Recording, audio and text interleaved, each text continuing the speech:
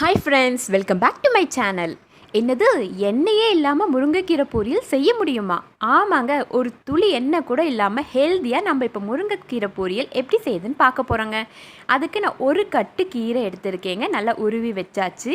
இதை வந்து தண்ணியில் ஒரு 5-6 தடவை நல்லா அலசிக்கோங்க. இப்போ இதை வந்து குக்கருக்கு மாற்றிடுங்க. 1/2 டம்ளர் தண்ணி நான் எடுத்திருக்கேன், டீ டம்ளர் தாங்க.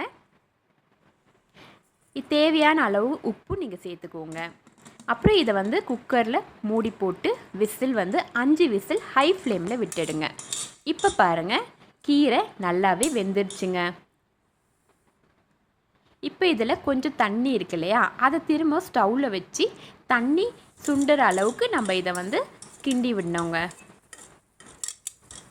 இப்போ தண்ணியெல்லாம் வற்றி போச்சு. இப்போ நம்ம எடுத்து இதை ஒரு பாத்திரத்தில் போட்டுடலாம். இப்போ இதுக்கு தேவையான மசாலா நம்ம ரெடி பண்ணிடலாமா? இப்போ ஒரு கைப்பிடி வேர்க்கடலை எடுத்துருக்கேங்க. பச்சை வேர்க்கடலை வறுத்தது எடுக்கக்கூடாது.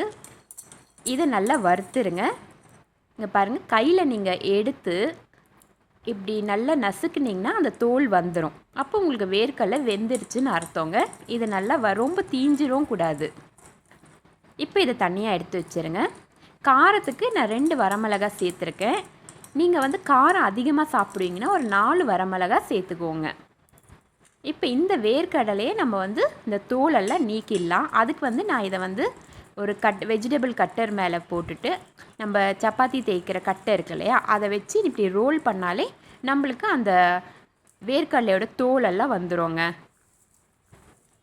இதை வந்து நம்ம கையால் ஒவ்வொன்றா எடுத்து நசுக்கி எடுக்க வேண்டாம், தோல் இப்படி பண்ணுங்கள். இப்போ இந்த தோலெல்லாம் நம்ம செப்ரேட் பண்ணுறதுக்கு நம்மக்கிட்ட இந்த பலகாரம் செய்கிற இந்த இது இருக்கும் இல்லையா, கரண்டி இருக்கும் இல்லையா, இதில் போட்டு நீங்கள் ஜலிச்சிங்கன்னா அந்த தோல் செப்ரேட்டாக வந்துடும். உங்களுக்கு வேர்க்கடலை மட்டும் தனியாக நின்றுடுங்க. இது வந்து ஒரு குக்கிங் டிப்ஸுங்க. இப்போது இதை வந்து நம்ம ஒரு மிக்ஸி ஜாரில் போட்டுடலாம். இதுக்கு வந்து பூண்டு ஒரு 5 பூண்டு நான் எடுத்திருக்கேன், தோல் நீக்காமல் சேர்த்துக்கணுங்க. இப்போ இது மிக்ஸி ஜாரில் போட்டுட்டு ஒரு கொரப்பாக அரைச்சிக்கோங்க. ரொம்ப ஃபைனாக அரைக்கக்கூடாது. பாருங்கள், இந்த அளவுக்கு நீங்கள் வந்து அரைக்கணும். இப்போ இதை வந்து நம்ம இந்த முருங்கைக்கீரையில் கலந்து விட்டுடலாங்க.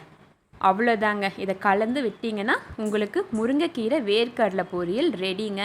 கண்டிப்பாக ட்ரை பண்ணி பாருங்கள். டேஸ்ட்டு நல்லாவே இருக்கும். குழந்தைங்களுக்கு ஹெல்தி, அதுவும் ஆயிலே இல்லாமல் செய்யறனால ரொம்ப ரொம்ப ஹெல்திங்க. அப்புறம் நம்ம சேனல் இதுவரையும் சப்ஸ்கிரைப் பண்ணலைன்னா மறக்காமல் சப்ஸ்கிரைப் பண்ணி சப்போர்ட் பண்ணுங்கள். இந்த வீடியோ உங்களுக்கு பிடிச்சிருந்தா லைக் பண்ணுங்கள், ஷேர் பண்ணுங்கள். தேங்க்ஸ் ஃபார் வாட்சிங். Have a nice day.